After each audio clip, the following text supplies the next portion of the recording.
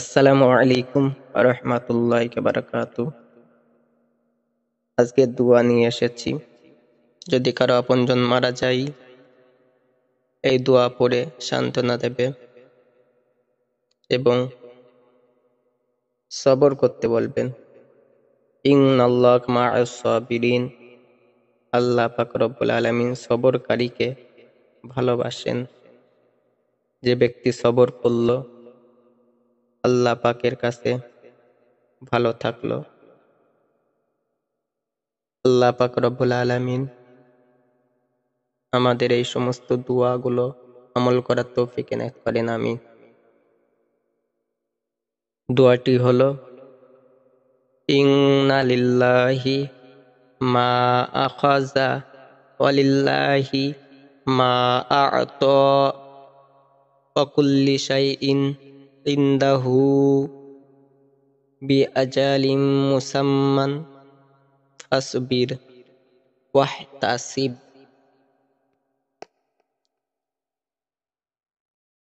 আরবি অর্থ, নিশ্চয়ই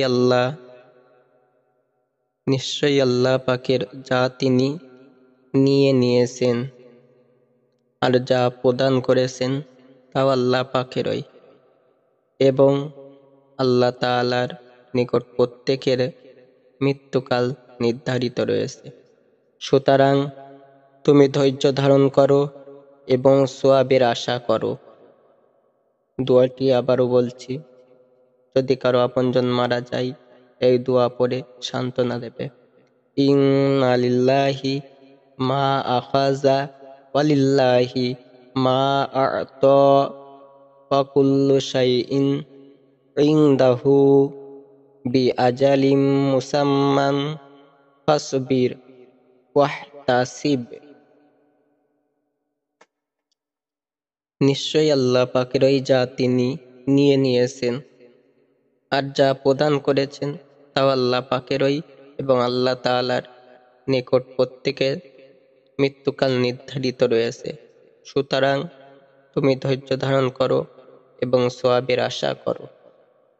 বিস্তারিত উসামা ইবনু যায়েদ রাদিয়াল্লাহু তাআলা আনহু হতে বর্ণিত, তিনি বলেন, নবী সাল্লাল্লাহু আলাইহি ওয়াসাল্লাম এর জনৈকা কন্যা জয়নাব তার সাল্লাল্লাহু আলাইহি সাল্লাম নিকট লোক পাঠালেন যে আমার এক পুত্র মরণাপন্ন অবস্থায় রয়েছে, তাই আপনি আমাদের নিকট আসুন। তিনি বলে পাঠালেন, তাকে সালাম দিবে এবং বলবে, আল্লাহর অধিকারে যা কিছু তিনি নিয়ে যান আর তারই অধিকারে যা কিছু তিনি দান করেন। তার নিকট সকল কিছুরই একটি নির্দিষ্ট সময় আছে, কাজেই সে যেন ধৈর্য ধারণ করে এবং সওয়াবের অপেক্ষায় থাকে। তখন তিনি তার কাছে কসম দিয়ে পাঠালেন, তিনি যেন অবশ্যই আগমন করেন। তখন তিনি দণ্ডায়মান হলেন এবং তার সাথে ছিলেন সাইদ ইবনে উবাদাহ, মুআজ ইবনে জাবাল, উবাইদা ইবনে কাব, যায়েদ ইবনে সাবিত রাদিয়াল্লাহু তাআলা এবং আরো কয়েকজন। তখন শিশুটিকে রাসূলুল্লাহ সাল্লাল্লাহু আলাইহি সাল্লামের কাছে তুলে দেওয়া হলো। তখন সে ছটফট করছিল। বর্ণনাকারী বলেন, আমার ধারণা যে তিনি এ কথা বলেছিলেন যেন তার শ্বাস মশকের মতো শব্দ হচ্ছিল, আর নবী সাল্লাল্লাহু আলাইহি সাল্লাম এর দু চক্ষু বেয়ে অশ্রু ঝরছিল।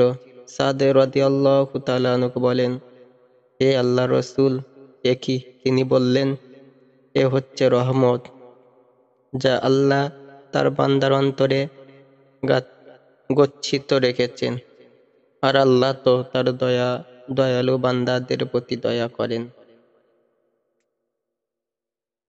আমিন।